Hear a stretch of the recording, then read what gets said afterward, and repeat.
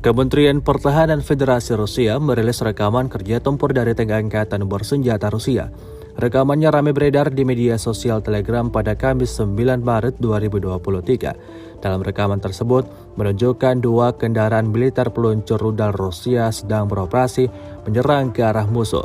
Seperti yang terlihat dalam rekaman, rudal mematikan berkali-kali diluncurkan memporak-porandakan posisi musuh. Pasukan Rusia mengklaim serangan brutalnya tak menyisakan apapun pada posisi militan Ukraina.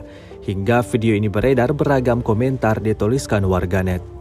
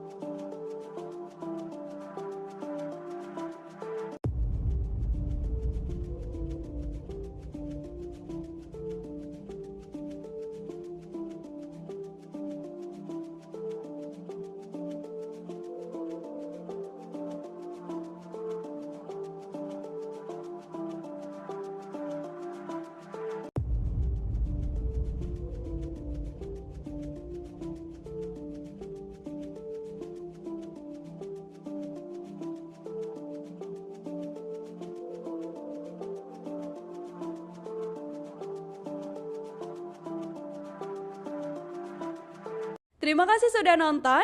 Jangan lupa like, subscribe, dan share ya.